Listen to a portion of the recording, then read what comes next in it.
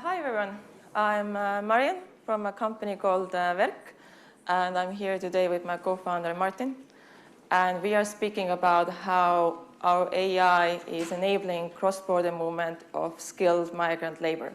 So we are talking about industries like construction and manufacturing, where they need very highly skilled manual labor with very high skill shortages today. So to put the problem into perspective, what we're talking about is that, for example, European construction needs 3 million additional workers in just 7 years to survive, basically. So where are we going to find these people? To describe the problem further, there is a big misallocation of skilled labor in Europe. So the skills crisis is already here today. We don't have enough people to build new housing or fix the old housing. The local people don't want to do these jobs, the trade schools are empty, and the workforce that we do have today is aging.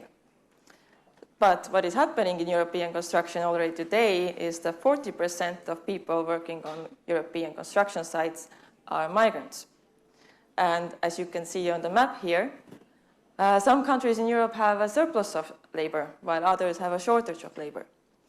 And what this means is that there's a big movement of labor happening already today in Europe, but still we talk about skill shortages. So the labor does exist in Europe, but it doesn't move around efficiently. So who are solving the problem of labor shortages?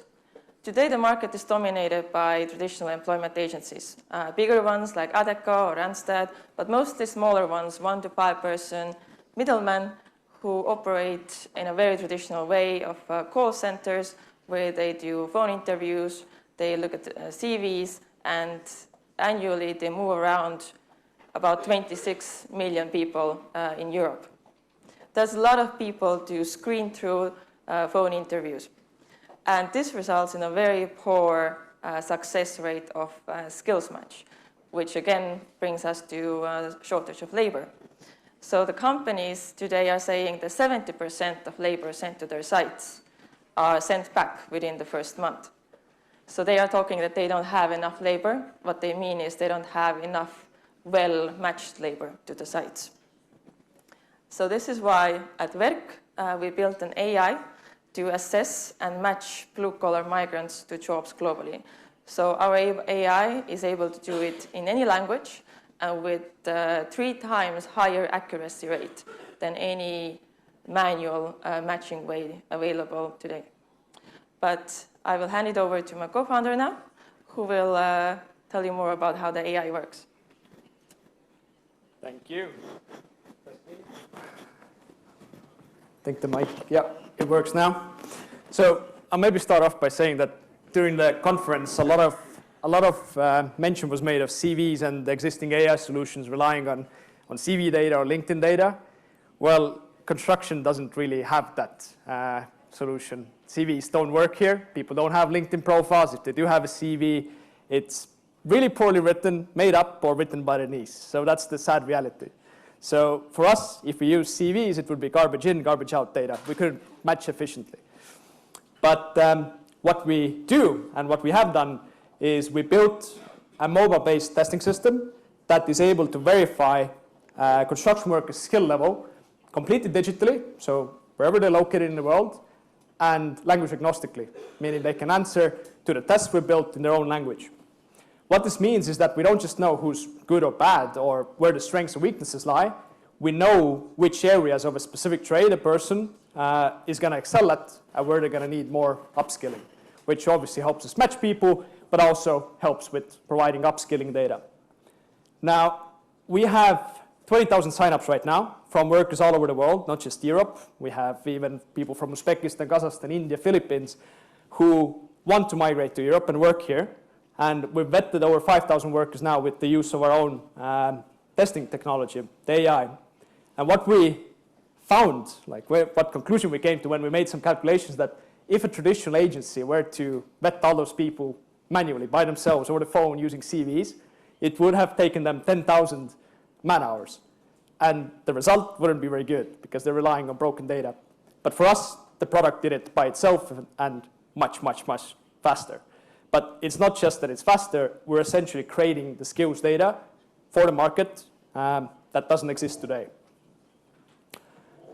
Now, how we do it, I put two examples of the questions that we ask from workers, but the idea is that we replicate the work process for different trades that the workers would be doing on site. So if you take like a drywall trade consists of multiple areas of work, like reading blueprints, converting measurements, installing the framing, installing the drywall itself.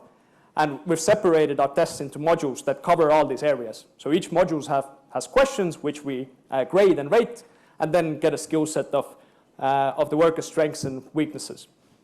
Now, the important part is that, there we go, is that we built all of these tests together with the industry experts, the people actually doing the vetting today on site, so the site managers, how they test the workers, how they ask the questions, how they evaluate people. We built that know-how into a digital product that other companies can leverage when they want to recruit migrant workers from abroad. Now,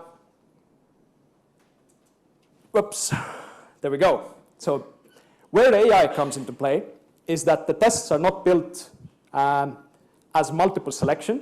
They're built in open fields. So the workers answer to specific scenarios and questions in their own words and in their own language. And here our AI comes into play to translate, assess, and grade these answers to how correct were they to the given scenario. So what we're able to do through this, like I said, is create basically skills data that can't be gathered or captured from anywhere on the internet or CVs. But there's actually three more important portions to it. So yes, one is matching the skills data to jobs, but also we know the weaknesses of the workers. So we know where they're lacking in order to be eligible for a job. So we can match them to also the upskilling opportunities. And the third most recent use case that we're seeing specifically from main contractor side is the increase in safety incidents. With work migration also comes increase in safety incidents because the workers come from different work culture. They are used to, let's say, more lenient safety rules. So we can leverage our technology to also test the workers' knowledge on site rules, trade safety, general safety before they begin working, to predict where the incidents are going to happen and give data to avoid them. Now, I'll start wrapping up. A couple of things that Marion already mentioned. It's no surprise that our population is aging. More specifically, when we speak about construction, for every 3 people that retire, 1 person comes in to replace them. And that 1 person is not as experienced or skilled as the 3. At the same time, we have the Green Deal, the renovation wave, 75% of European buildings need to be renovated. We don't have the workers for that. So yes, we need 3 million additional new workers. They're not going to come from the local market. Trade schools are empty. That's the sad reality. And already today, migrants are filling these positions. They are the ones building our cities, building our homes, and building our basically future. I will wrap up on the latest product that we are building right now is Digital Worker Passport. So all of this skills data is not worth that much in a cross-border hiring context because you also need to bring these people to the country of origin, all the paperwork. So what we're doing is we're building a work passport that standardizes not only skills data, but also the paperwork data so that it can be used not just to understand how much it's going to take to hire this person, how long it's going to take, but also how can I do it in the first place. I will wrap up here. Thank you from myself and Marion. Feel free to reach out on LinkedIn. Happy to talk. And if you know any blue collars that are struggling with cross-border hiring, especially in construction, yeah, we're the ones that can help.